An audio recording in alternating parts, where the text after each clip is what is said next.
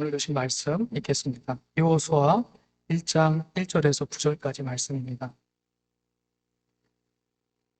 주님의 종 모세가 죽은 뒤에 주님께서 모세를 보좌하던 눈의 아들 여호수아에게 말씀하셨다. 나의 종 모세가 죽었으니 이제 너는 이스라엘 자손 곧 모든 백성과 함께 일어나 요단강을 건너서 내가 그들에게 주는 땅으로 가거라. 내가 모세에게 말한 대로 너희 발바닥이 닿는 곳은 어디든지 내가 너희에게 주겠다. 광야에서부터 레바논까지 큰 강인 유프라테스 강에서부터 햇사람의 땅을 지나 서쪽의 지중해까지 모두 너희의 영토가 될 것이다. 내가 사는 날 동안 아무도 너의 앞길을 가로막지 못할 것이다. 내가 모세와 함께 하였던 것과 같이 너와 함께하며 너를 떠나지 아니하며 버리지 아니하겠다. 굳세고 용감하여라. 내가 이 백성의 조상에게 주기로 맹세한 땅을 이 백성에게 유산으로 물려줄 사람이 바로 너다. 오직 너는 크게 용기를 내어 나의 종 모세가 너에게 지시한 모든 율법을 다 지키고 오른쪽으로나 왼쪽으로 치우치지 않도록 하여라. 그러면 내가 어디를 가든지 성공할 것이다. 이 율법책의 말씀을 늘 읽고 밤낮으로 그것을 공부하여 이 율법책에 쓰여진 대로 모든 것을 성심껏 실천하여라. 그리하면 내가 가는 길이 순조로울 것이며 내가 성공할 것이다. 내가 너에게 굳세고 용감하라고 명하지 않았느냐? 너는 두려워하거나 낙담하지 말아라. 내가 어디로 가든지 너의 주 나 하나님이 함께 있겠다. 아멘. 하나님의 말씀입니다.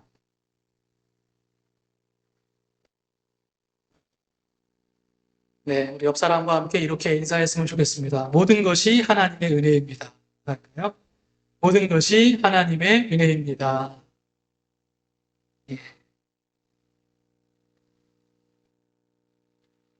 해마다 연말이 되면 우리는 지나온 삶의 시간들을 돌아보면서 시간이 참 빠르다 이렇게 말하게 되는 것 같습니다. 여러분 어떠신가요? 시간이 참 빠를 것 같은가요? 예. 어린이들 청소년들이 그렇다고 하네요. 학자들은 나이가 들어감에 따라서 나이에 따라서 시간의 속도를 달리 느낀다고. 그러니까 30대의 사람들은 시간을 30km, 시속 30km로 생각하고 40대는 40km, 50대는 50km. 이게 더 빨리 느껴진다고 합니다. 이것을 시간 수축 효과라고 하더라고요. 여러분 정말 그런 것 같으십니까? 예. 아마도 이는 전체 시간을 알 수 없는 인간이 시간에 대해서 갖고 있는 상대적인 감각이 아닐까 생각을 해보게 됩니다. 전도서 3장 12절 13절에 보면 시간의 창조자요 시간의 주인이신 하나님께서 전도자의 입술을 통해서 우리에게 다음과 같이 깨닫게 해주십니다. 전도서 3장 12절 13절 말씀 함께 한 목소리를 읽어보겠습니다. 시작. 이제 나는 깨닫는다. 기쁘게 사는 것, 살면서 좋은 일을 하는 것, 사람에게 이보다 더 좋은 것이 무엇이랴. 사람이 먹을 수 있고 마실 수 있고 하는 일의 만족을 누릴 수 있다면 이것이야말로 하나님이 주신 은총입니다. 그러니까 과거에 매여서 오늘을 후회로 채우지 말고 또 미래에 매여서 오늘을 염려와 걱정으로 채우지 말아라. 바로 지금 우리에게 주어진 이 시간을 살아내라는 말씀입니다. 결핍의 조건을 찾아서 불평과 불만으로 채우지 말고 우리에게 허락하신 생명, 함께 일용할 양식에 만족하면서 하루하루 선물처럼 주어진 우리의 시간을 기쁨과 감사로 채워가는 말씀입니다. 이것이 우리에게 허락해 주신 하나님의 은총의 선물인 줄로 믿습니다. 얼마나 소박하고 단순한 진리입니까? 그런데 안타깝게도 우리는 이 소박한 진리를 우리의 일상의 삶 속에서는 잘 깨닫지 못합니다. 왜냐하면 우리들은 너무나 쉽게 우리를 둘러싼 삶의 문제에 대이게 되고 깨어진 관계와 소용돌이치는 감정에 대기 때문입니다. 그래서 이 소박한 진리를 놓치고 살아가는 것이죠. 여러분, 그렇다면 언제 우리가 이 중요한 진리를 깨닫게 될까요? 역설적이게도 하나님께서 우리에게 선물로 주신 삶의 단순한 기쁨과 감사를 회복하는 것은 우리의 삶이 유한하다는 것을 느낀 고난의 순간, 죽음 앞에 섰을 때. 사랑하는 성도 여러분, 새롭게 선물처럼 주어진 새로운 한 해, 매일매일 우리의 삶의 유한함을 무한하신 하나님과 연결시키고 죽음에 비추인 우리들의 유한한 삶, 얼마나 소중한 삶이죠. 유한한 삶, 이 종말론적인 시간을 늘 지각하면서 깨달으면서 하나님께서 우리에게 허락해 주신 그 은혜 안에서 기쁨과 감사로 살아갈 수 있는 저와 여러분 되기를 주님의 이름으로 간절히 축복합니다. 오늘 우리가 함께 읽은 본문은 모세 다음으로 이스라엘 백성들을 이끌고 갈 여호수아에게 주어진 하나님의 말씀입니다. 이 본문의 말씀을 새로운 삶, 새로운 사역 앞에 선 우리를 향한 하나님의 말씀으로 오늘 경청할 수 있기를 원합니다. 우리 모두가 잘 알고 있듯이 모세는 출애굽 공동체를 애굽에서부터 이끌어낸 민족의 지도자입니다. 하나님의 대리자요, 하나님과 이스라엘 백성을 연결하는 그런 매개자로서 굉장한 카리스마를 가지고 있는 그런 지도자였습니다. 여호수아는 이러한 모세를 돕는 역할을 해왔습니다. 그러면서 여호수아는 모세 곁에서 광야 가운데 얼마나 모세가 고군분투하며 때로는 분노하며 때로는 얼마나 어려운 상황들을 이겨냈는지를 가까운 거리에서 보았습니다.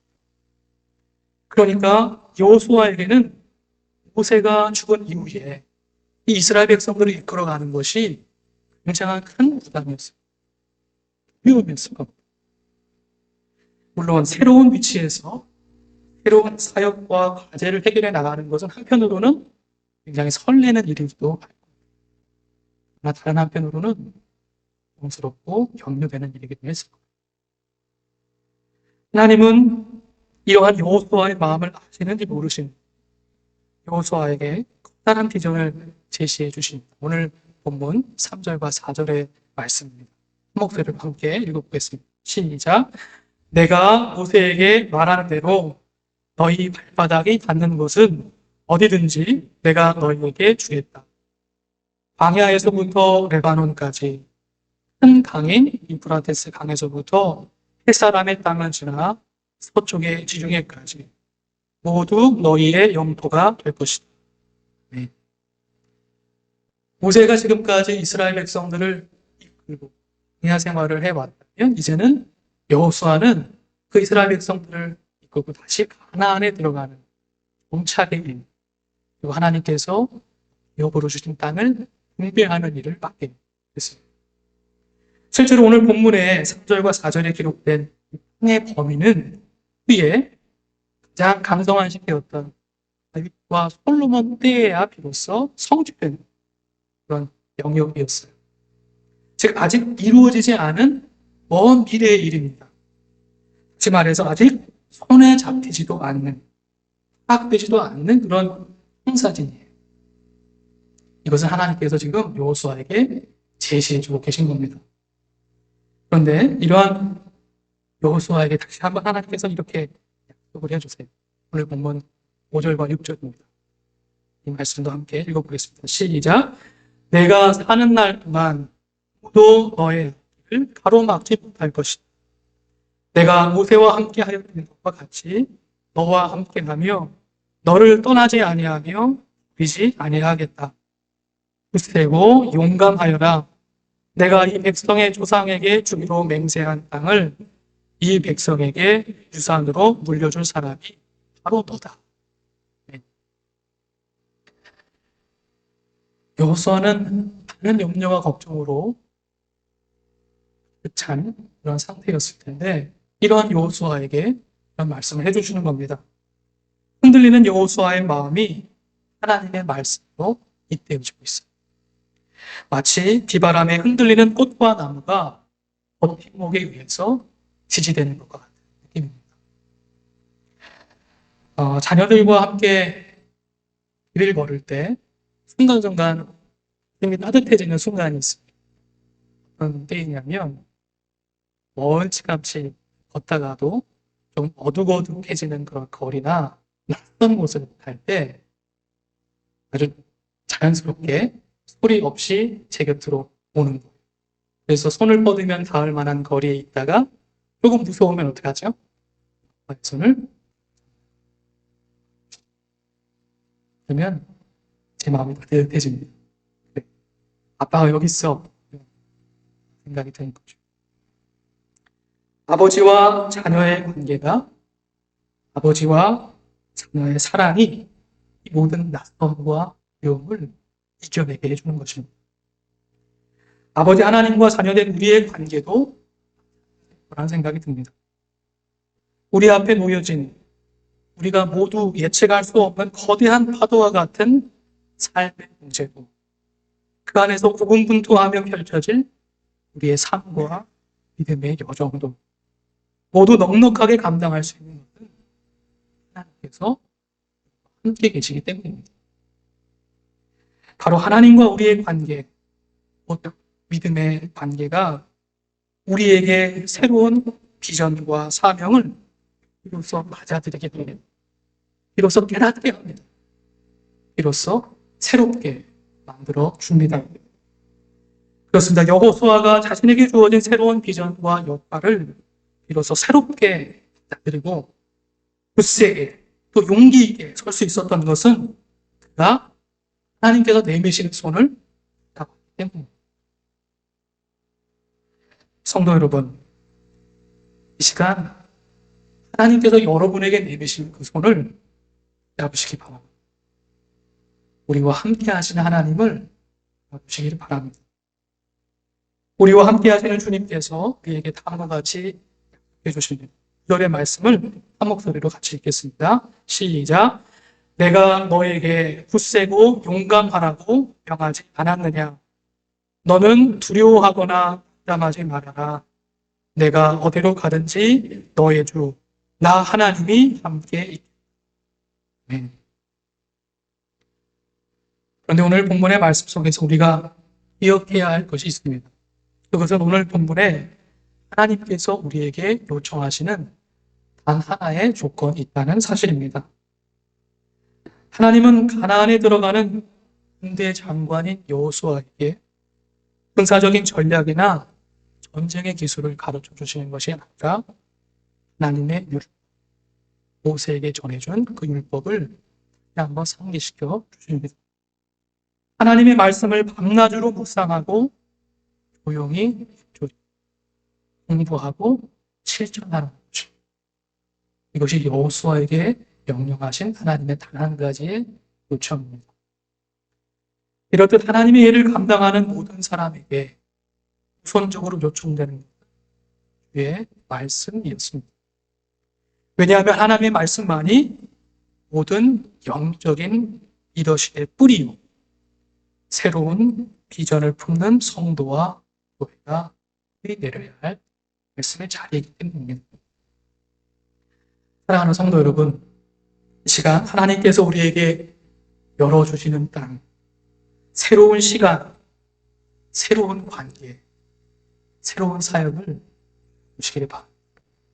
우리에게 그 모든 새로운 땅을 약속해 주시는 하나님 보시기를 바랍니다.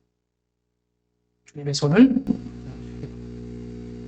그래서 매일매일 하나님과 함께 하나님께서 공급해 주시는 그 두려움 없는 믿음 가운데 승리하시는 사랑하는 성도님들 되시기를 주님의 이름으로 간절히 축복합니다.